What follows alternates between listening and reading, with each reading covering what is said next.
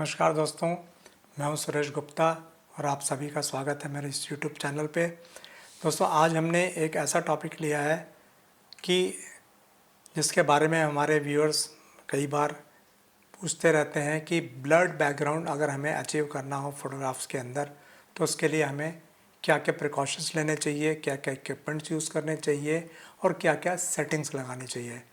तो दोस्तों, मैं आपको बताना चाहूँगा कि ब्लर्ड बैकग्राउंड का एक इतनी अच्छी चीज़ होती है कि जब भी आप किसी का पोर्ट्रेट लेते हैं तो अगर आपने बैकग्राउंड को उसमें ब्लर कर दिया है तो सिर्फ़ और सिर्फ आपके सब्जेक्ट की इम्पोर्टेंस फ़ोटोज़ में नज़र आती हैं। किसी का भी पूरी निगाहें सिर्फ सब्जेक्ट के ऊपर जाती हैं, बैकग्राउंड की बिल्कुल उसमें इम्पोर्टेंस ख़त्म हो जाती है। तो उसमें पिक्चर की खूबसूरती को और ज़्यादा आप बढ़ा सकते हैं।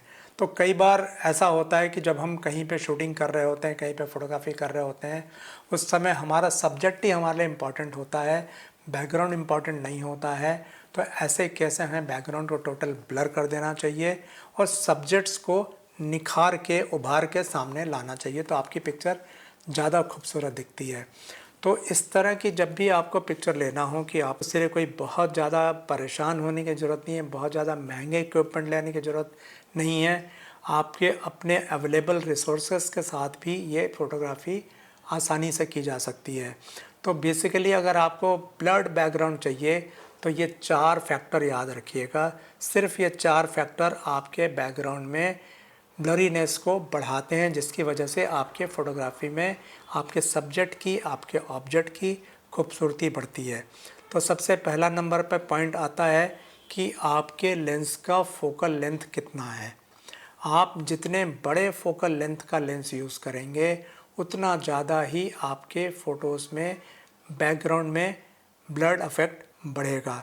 तो नॉर्मली अगर मान लीजिए आपके पास बड़ा फोकल लेंथ नहीं है तो आप 35 mm, जैसे ये वाला लेंस है हमारा, ये 35 mm का लेंस है, इसको आप कैमरे में माउंट कर सकते हैं। 35 mm से भी बहुत अच्छी ब्लड बैकग्राउंड के साथ में फ़ोटो आती है।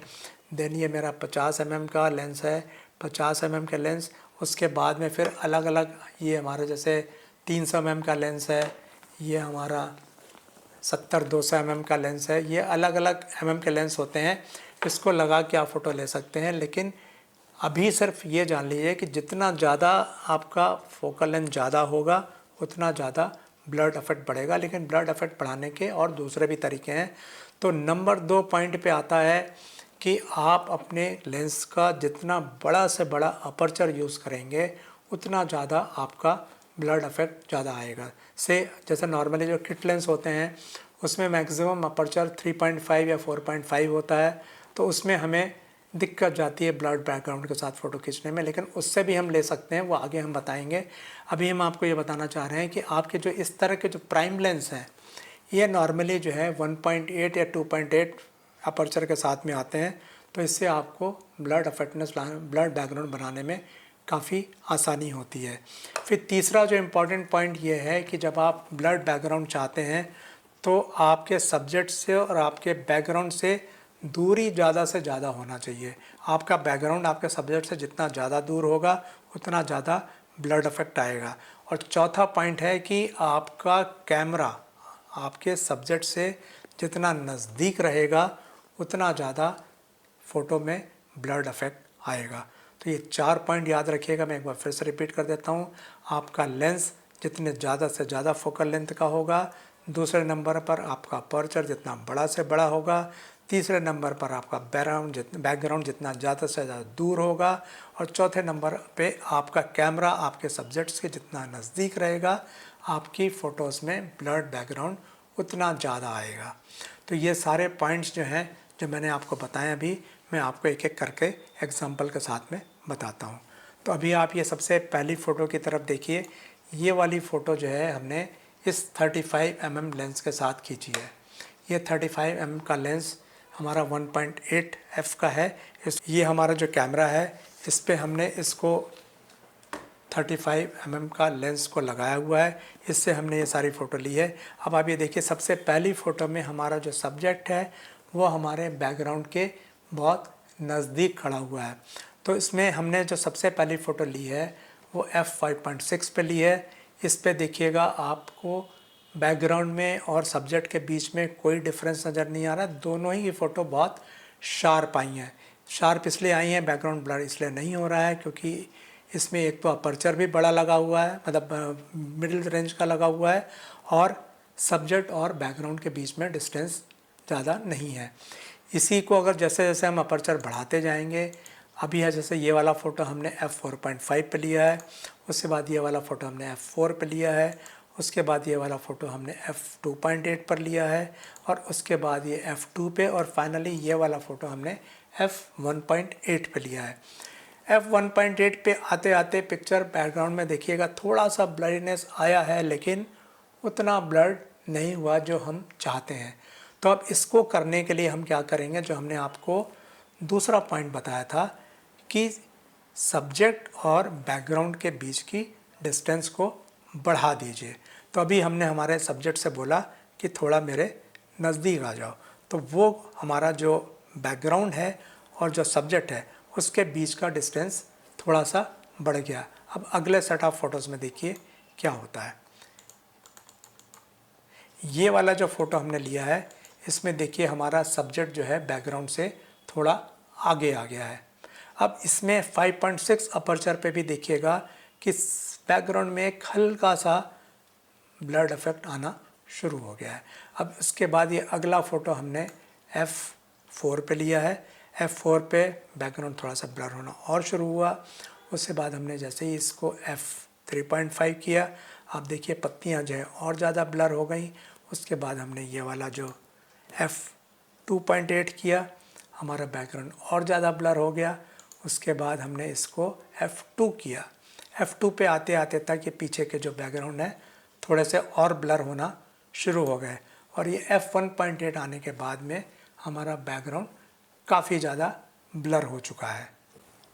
अब अगर हम इसमें और ज़्यादा ब्लड इफेक्ट चाहते हैं, तब हमारा आखिरी टूल यूज़ करेंगे कि हम अपने कैमरे को सब्जेक्ट के नज़दीक ले जाएंगे। तो हमारा जो सब्जेक्ट है वो बैकग्राउंड से दूर तो हो ही चुका है, 35 mm का लेंस हमारे कैमरे में लगा हुआ है। अब हमने हमारे कैमरे को सब्जेक्ट के और नज़दीक कर दिया, तो हमारे कैमरे और सब्जेक्ट के बीच की दूरी कम हो गई। अब देखिए आप क्या होता है। तो सबसे पहला फ़ोटो देखिए हमने ये फिर 5.6 पे लिया है। इस पे आप देखेंगे एक सिग्निफिकेंट डिफरेंस हमारे फेस और बैकग्राउंड के बीच में एक सेपरेशन दिखाई दे रहा है कि सब्जेक्ट प्रोमिनेंट है, बैकग्राउंड हमारा थोड़ा सा डल होना, मतलब ब्लर होना शुरू हो गया। अब उसके बाद जैसे जैसे हम अपर्चर बढ़ाते जाएंगे, देखिएगा हमारे सब्जेक्ट का और हमारे बैकग्राउंड के बीच का जो एक ब्लर्ड इफेक्ट आना शुरू होता है जो बैकग्राउंड पर, उससे हमारा सब्जेक्ट जो है और ज़्यादा प्रोमिनेंट दिखना शुरू हो जाता है।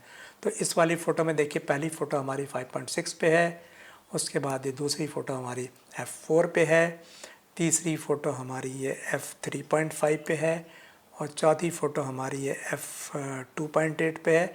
2.8 आते आते तक आप देखेंगे कि बैकग्राउंड हमारा काफ़ी ब्लर हो चुका है।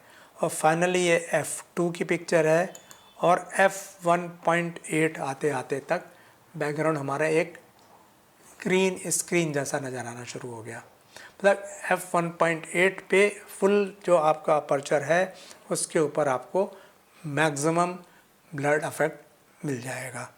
अब हम आपको अगली फ़ोटोज़ जो है 50 mm के साथ में दिखाएंगे कि 50 mm जब हम लगाएंगे तब हमारा क्या इफेक्ट आता है।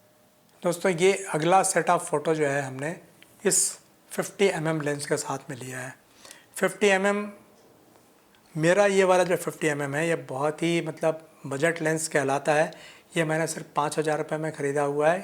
5,000 में सस्ता इसलिए है क्योंकि इस लेंस के अंदर फोकस मोटर नहीं है, मुझे इसको मैनुअल फोकस करना पड़ता है। तो अगर जिसके पास भी बजट की कमी हो, ये लेंस आप बाज़ार से ले सकते हैं। अदरवाइज़ अगर आपको ऑटो फोकस वाला लेंस चाहिए तो ये DSLR के लिए 15 से 20,000 में मिल जाता है, और मिररलेस के लिए यही लेंस आपको 25 से 30,000 के लेंस में मिल जाएगा। लेकिन इस वाले लेंस के साथ में आपकी चाहे आपका मिररलेस कैमरा हो, चाहे DSLR कैमरा हो, या आपका फुल फ्रेम कैमरा हो, या क्रॉप सेंसर कैमरा हो, ये 50 mm का लेंस आपको बहुत अच्छे पोर्ट्रेट फ़ोटोग्राफ्स देता है।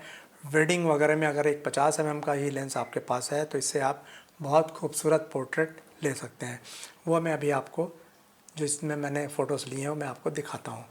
तो ये सबसे पहला फ़ोटो जो है, इसमें मैंने सब्जेक्ट को हमारे बैकग्राउंड के नज़दीक ही रखा है जस्ट टू कंपेयर करने के लिए। तो पहला फ़ोटो हमने ये 5.6 अपर्चर पे लिया है और उसके बाद हमने धीरे धीरे अपर्चर बढ़ाना शुरू किया। ये वाला फ़ोटो हमने f4.5 पे लिया है। तो आप देखिए कि हमारा डिस्टेंस अब बैकग्राउंड और सब्जेक्ट के बीच में बहुत ज़्यादा नहीं है। उसके बाद भी चूँकि ये 50 mm का लेंस लगा हुआ है, हमारा बैकग्राउंड ब्लर होना शुरू हो गया। इसके बाद हमने जैसे ही इसमें f3.5 लगाया, हमारा बैकग्राउंड और ज़्यादा ब्लर हो गया। f2 लगाया तो और ज़्यादा ब्लर हो गया और फाइनली जब मैंने इसमें 1.8 लगाया तो बिल्कुल ब्लर हो चुका। ऑल्दो जबकि डिस्टेंस हमारा ज़्यादा बढ़ाया नहीं है हमने, सब्जेक्ट के और बैकग्राउंड के बीच का डिस्टेंस ज़्यादा नहीं बढ़ा है, उसके बावजूद भी काफ़ी अच्छा ब्लर इफेक्ट हमें मिलना शुरू हो गया। अब हम सब्जेक्ट को बैकग्राउंड से थोड़ा दूर कर देते हैं तो देखते हैं क्या होता है। तो यही 50 mm के साथ में हमने नेक्स्ट सेट ऑफ फ़ोटो जो लिया है वो सब्जेक्ट को बैकग्राउंड से करीब 5 फीट की दूरी पे खड़ा कर दिया है। उसके बाद में ये जो पहला फ़ोटो है ये हमने f5.6 पे लिया है। इस पे हमें काफ़ी अच्छा ब्लर्ड बैकग्राउंड मिल रहा है। उसके बाद अगला फ़ोटो हमने इसका f4.5 पे लिया है, इसमें भी हमें काफ़ी अच्छा ब्लर्ड बैकग्राउंड मिल रहा है। इसके बाद हमने 3.5 पे लिया, उसके बाद हमने ये 2.8 पे लिया, उसके बाद हमने ये f2 पे लिया है और ये फाइनली हमने f1.8 पे लिया है। f1.8 पे आते आते तक बैकग्राउंड बिल्कुल एकदम बिल्कुल एक लग रहा है जैसे कि एक ग्रीन स्क्रीन लगी हुई है वहाँ पे, इतना ज़्यादा ब्लड इफेक्ट आ गया है। तो यहाँ पर मैं आपको एक चीज़ और बताना चाहूँगा कि आप देख रहे होंगे कि चूँकि हमारा ज़्यादा डिस्टेंस चेंज नहीं हुआ है, उसके बावजूद भी हमारा जो ब्लड इफेक्ट है वो बहुत ज़्यादा बढ़ने लगा। मतलब जैसे जैसे हम ये फोकल लेंथ बढ़ाते जाते हैं, पहले 35 mm से खींच रहे थे, अब हमने 50 mm से खींचा है। तो आपको f1.8 बहुत सोच समझ के यूज़ करना पड़ेगा। होता क्या है, कई बार हमारे जो फ़ोटोग्राफ़र फ्रेंड्स होते हैं उनके पास f1.8 का लेंस है तो हर जगह 1.8 यूज़ कर लेते हैं, उससे कई बार नुकसान भी होते हैं। ये मैं आपको यहाँ समझाना चाहूँगा। अगर मान लीजिए किसी ने कोई अपने साथ में बच्चा कैरी किया हुआ, हाथ में किसी बच्चे को पकड़ा हुआ है, तो जब आप फोकस करेंगे तो f1.8 पे 50 mm की डेप्थ इतनी कम हो जाती है कि वो या तो बच्चे को फोकस करेगी या आपको फोकस करेगी, आपके सब्जेक्ट को फोकस करेगी। तो उस केस में मेरी सभी को एडवाइस है कि जब आप किसी दो पर्सन का जो कि आगे पीछे के डिस्टेंस पर खड़े हैं उस समय आपको f1.8 इस्तेमाल नहीं करना है। आप देखिए कि आपके f3.5 या f2.8 पे भी काफ़ी अच्छी बैकग्राउंड ब्लर हो रही है। तो ऐसे केस में आपको जब आपके दो लोगों का फ़ोटो खींचना हो तो आपको f3.5 या f2.8 पे फ़ोटो खींचना चाहिए, f1.8 उस समय आप इस्तेमाल मत करिएगा। अब ये तीसरा सेट ऑफ फ़ोटो है जिसमें मैंने सब्जेक्ट को भी नज़दीक बुला लिया और कैमरे को भी सब्जेक्ट के नज़दीक कर दिया। मतलब कैमरा हमारे सब्जेक्ट से नज़दीक है और बैकग्राउंड हमारे सब्जेक्ट से दूर है। इसमें देखते हैं क्या होता है। तो ये पहली फ़ोटो हमारी f5.6 पे है। ऑलरेडी 5.6 पे ही हमें काफ़ी अच्छा ब्लड इफेक्ट मिल गया है और उसके बाद हम जैसे जैसे अपर्चर बढ़ाते जा रहे हैं हमें हमारा ब्लड इफेक्ट और ज़्यादा बढ़ना शुरू हो गया और अल्टीमेटली ये f1.8 आते आते तक तो बिल्कुल ही ब्लर हो गया। तो ये आपकी मर्ज़ी है, आपकी चॉइस है कि आप किस लेवल का अपर्चर यूज़ करते हैं, कितना ब्लड आप लगाना चाहते हैं। अगर कभी कभी ऐसा होता है कि हम न चाह के भी कुछ दिखाते हैं और कुछ नहीं दिखाते हैं, क्योंकि अगर आपने 1.8 लगा दिया अपर्चर तो बैकग्राउंड बिल्कुल एक सपाट सा, एक जो जिस भी कलर का बैकग्राउंड है खाली वो कलर आएगा। लेकिन अगर आप चाहते हैं कि मेरे को ऐसा फील हो कि पीछे लीव्स भी हैं, पीछे गार्डन भी है, लेकिन वो थोड़ा सा ब्लड दिखना चाहिए, लेकिन हमारा सब्जेक्ट ही खाली बिल्कुल ख़ास तौर पे अगर फोकस में रहना चाहिए, शार्प रहना चाहिए, तो उस समय आपको f3.5 या f4.5 इस्तेमाल करके भी फ़ोटो खींच सकते हैं। वो पिक्चर्स भी बहुत खूबसूरत लगती हैं। अब आपको फाइनली मैं ये हमारा जो 70-200 mm का लेंस है उससे ली हुई फ़ोटो दिखाता हूँ। इसमें सिर्फ एक दिक्कत कहें या जो भी आप समझ लीजिए कि आपको अपने सब्जेक्ट की फ़ोटो लेने के लिए थोड़ा दूर जाना पड़ेगा, क्योंकि 70-200 mm के लेंस के साथ में अगर आप अपने सब्जेक्ट की फ़ोटो लेना चाहेंगे तो मिनिमम डिस्टेंस आपके और आपके सब्जेक्ट के बीच में 10 से 15 फीट होना चाहिए। और ख़ास तौर पर अगर आप 200 mm पे अगर पिक्चर लेना चाहेंगे तो आपको कम से कम 25 फीट की दूरी पर जाना पड़ेगा, तो ही आपकी पिक्चर इसमें आ पाएगी, अदरवाइज़ आप फोकस में नहीं आ पाएगी। लेकिन आपका 70-200 mm के साथ में भले ही इस कैमरे में, इस लेंस में सबसे बड़ा डायफ्राम 4.5 है। इसमें मैं आपको बता दूं कि 70-200 mm के लेंस दो तरह के होते हैं। एक होता है f2.8 वाला, जो कि कीमत में बहुत ज़्यादा होता है, जिसको कि मतलब हर फोटोग्राफ़र अफोर्ड नहीं कर पाता। हमारे जो बिगिनर फोटोग्राफ़र हैं कई बार पूछते भी हैं कि मेरे पास इतने बजट नहीं है कि मैं 70-200 mm f2.8 ले सकूं। तो अगर आपका बजट इतना नहीं है तो ये जो दूसरा लेंस है हमारा f4.5 वाला, आप इसको भी ले सकते हैं। इससे भी बहुत अच्छी फ़ोटो आती है, मैं अभी आपको दिखाऊंगा, जो कि इसकी कीमत मार्केट में हार्डली 40 से 50 हज़ार के आसपास होना चाहिए मिररलेस के लिए। DSLR के लिए तो और सस्ता होता है, मेरे ख्याल से 25 से 30 हज़ार के बीच में मिल जाना चाहिए। तो इससे जब आप फ़ोटो खींचते हैं, इसमें चूँकि 4.5 ही है सबसे बड़ा डायफ्राम, इसमें 3.5 या 2.8 वगैरह नहीं है, मैक्सिमम 4.5 का अपर्चर है। लेकिन इस 4.5 के साथ आप देखिए कि कितनी सुंदर और कितनी शार्प पिक्चर्स आती हैं। तो ये सबसे पहला फ़ोटो देखिए, ये हमने करीब 15 फीट की दूरी से लिया हुआ है, क्लोज़अप शॉट लिया है, बैकग्राउंड इसमें टोटल ब्लर हो चुका है। उसके बाद आप ये वाली पिक्चर देखिए, उसके बाद आप ये वाली पिक्चर देखिए, फिर ये वाली पिक्चर देखिए। ये सभी पिक्चर्स इतनी खूबसूरत हैं कि मतलब मुझे ऐसा लगता है कि मतलब ये बहुत अच्छी पिक्चर्स हैं। इससे अच्छी पिक्चर्स तो ठीक है, 70-200 mm का f2.8 लेंस होगा, पैसे लगेंगे तो ज़्यादा अच्छी पिक्चर आएगी, लेकिन इन पिक्चर को भी मैं अपने हिसाब से बहुत अच्छी मानता हूँ। तो आपको जब भी इस तरह का कोई प्रोग्राम में अटेंड करना है, आपके पास अगर बजट नहीं है, आप इस तरह का लेंस खरीद लीजिए। आपकी फ़ोटोज़ इसमें क्लोज़अप भी बहुत अच्छे आएंगे, पोर्ट्रेट भी बहुत अच्छे आएंगे, और इस वाले लेंस से आप कैंडिड फ़ोटोग्राफी भी बहुत अच्छी कर सकते हैं। ये 30-40 फीट की दूरी से आप किसी का पोर्ट्रेट बहुत आसानी से ले सकते हैं। और देखिए आप इसमें कितनी अच्छी शार्पनेस आती है। इसमें आप जो भी फ़ोटो लेंगे उसके डिटेल्स भी बहुत अच्छे आते हैं, शार्पनेस बहुत अच्छे आते हैं। और देखिए बैकग्राउंड जो है इवन 4.5 अपर्चर पे भी काफ़ी ज़्यादा ब्लर हो चुका है। अब मैं फाइनली आपको किट लेंस के बारे में बात करता हूँ। किट लेंस नॉर्मली दो तरह के होते हैं। जो क्रॉप सेंसर कैमरे होते हैं उसमें 18-55 होता है एक तो किट लेंस का रेंज, और दूसरे जो थोड़े से और अच्छे कैमरे होते हैं, जैसे आपका जो D7500 हैं, या आपके जो अभी मिररलेस में आ रहे हैं D50 है, सॉरी Z50 हैं, या इसके ऊपर के रेंज के जितने भी कैमरे हैं, तो उसमें नॉर्मली किट लेंस जो होता है वो 18-135, 18-140 या 18-150 जो कैनन का है R10, उसमें 18-150 का लेंस मिलता है। ये लेंस भी इस तरह की फ़ोटोग्राफी के लिए बहुत अच्छे होते हैं। ऑल्दो इसमें सबसे बड़ा डायफ्राम 3.5 होता है, लेकिन उसके बावजूद भी चूँकि इसमें आपको 125-150 mm की फ़ोकल लेंथ मिल रही है, तो जब आप 125-150 mm की फ़ोकल लेंथ पे जब आप फ़ोटो खींचते हैं तो आपको f1.8 या f2.8 की ज़रूरत नहीं होती है। f4.5 पे भी बहुत अच्छी पिक्चर आती है, वो मैं आपको अभी एग्जांपल दिखाता हूँ। ये वाली फ़ोटो हमारे किट लेंस 18-140 वाले लेंस से ली गई है, जो कि 65 mm फोकल लेंथ पे ली गई है और f5 पे खींची गई है। बैकग्राउंड हमारा सब्जेक्ट से बहुत दूर है और बहुत अच्छी फ़ोटो आई है। इसमें आप देखिए फ्रंट जो फेस है बिल्कुल शार्प है और बैकग्राउंड पूरा डल हो चुका है। देन ये अगली फ़ोटो हमारी, ये भी 18 mm पे ली हुई है और f4 पे ली हुई है।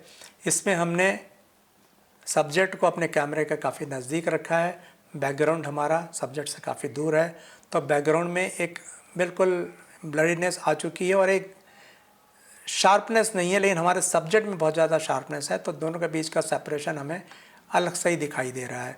उसके बाद ये नेक्स्ट फ़ोटो हमारी जो है 90 mm फोकल लेंथ पे है। 90 mm के ऊपर ये हमारा f5.6 लगा हुआ है और पीछे का बैकग्राउंड पूरा ब्लर हो चुका है। फेस हमारा एकदम शार्प क्लियर आ रहा है। एंड ये नेक्स्ट फ़ोटो हमारी, ये भी हमारी 140 mm पे ली गई है। बैकग्राउंड पूरी तरह से ब्लर हो चुका है। इसमें अपर्चर इसमें 6.3 लगा हुआ है। 6.3 अपर्चर पे भी आप देखेंगे कि बैकग्राउंड पूरा ब्लर हो चुका है। वो इसलिए ब्लर हो गया क्योंकि हमारी फोकल लेंथ ज़्यादा है। तो जैसा मैंने बताया था आपको कि ब्लर्ड बैकग्राउंड पाने के लिए कोई ज़रूरी नहीं है कि आपका डायफ्राम ही बहुत बड़ा हो। अगर आपकी फोकल लेंथ बड़ी है प्लस अगर आप सब्जेक्ट और बैकग्राउंड के बीच में डिस्टेंस बढ़ा लेते हैं तो भी आपको बहुत अच्छे ब्लर्ड बैकग्राउंड मिलते हैं, जो कि इस वाले फ़ोटो में दिखाई दे रहे हैं। इसके बाद ये वाली फ़ोटो जो है 115 mm पे ली गई है। इसमें f6 का अपर्चर लगा हुआ है और ये फ़ोटो भी अगर आप देखेंगे तो फेस हमारा एकदम शार्प है और बैकग्राउंड पूरा ब्लर हो चुका है। तो दोस्तों मैं समझता हूँ कि इतने सारे एग्जाम्पल से आज आपको समझ में आ गया होगा कि ब्लर्ड बैकग्राउंड लेना है तो हमें क्या करना चाहिए, क्या क्या प्रिकॉशंस लेना चाहिए, और ये भी समझ में आया होगा कि अच्छे ब्लर्ड बैकग्राउंड के लिए हमें बहुत ज़्यादा महंगे लेंस की ज़रूरत नहीं है। हमारे पास जो भी अवेलेबल लेंसेज होंगे हम उनसे भी काम कर सकते हैं। अगर सही तरीके से उसको जो भी बताया गया उसका अगर हम इस्तेमाल करेंगे तो हम इन लेंसेज से भी बहुत अच्छी फ़ोटो ले सकते हैं। तो मेरा आप सभी से रिक्वेस्ट है कि वीडियो को खाली देख के बंद न कर दिया करें। चाहे जो जो वीडियोस आप देखते हैं उनको अपने एंड पे प्रैक्टिकली ज़रूर करके देखिएगा। जब आप प्रैक्टिकली करेंगे आपको मज़ा भी आएगा प्लस चीज़ें आपको याद भी रहेंगी, और फील्ड में जब आप काम करने जाएंगे तो आपको याद रहेगा उस दिन मैंने ये वाला प्रैक्टिकल किया था, तो उसी तरीके से मैं यहाँ पर कर लूँगा तो मुझे वैसी वाली फ़ोटो मिलेगी। तो आशा करते हैं कि आज का हमारा ये ब्लर्ड बैकग्राउंड का टॉपिक आपको समझ में आया होगा। अगर आपको लगता है कि ये यूज़फुल है तो आप अपने जो और दूसरे फ्रेंड्स हैं जो फ़ोटोग्राफी में इंटरेस्ट रखते हैं या प्रोफेशनल फ़ोटोग्राफ़र्स हैं, आप उनको भी शेयर कीजिए, उनके भी काम आएगा। तो दोस्तों आज के वीडियो में इतना ही। मिलते हैं फिर अगले मंगलवार को शाम को 4 बजे किसी एक नए वीडियो के साथ। तब तक के लिए नमस्ते, जय हिंद। अगर आपको यह वीडियो पसंद आया हो तो इसे लाइक और शेयर करें। चैनल को सब्सक्राइब भी जरूर करें। जल्दी ही मिलते हैं एक नए वीडियो के साथ। नमस्ते, जय हिंद।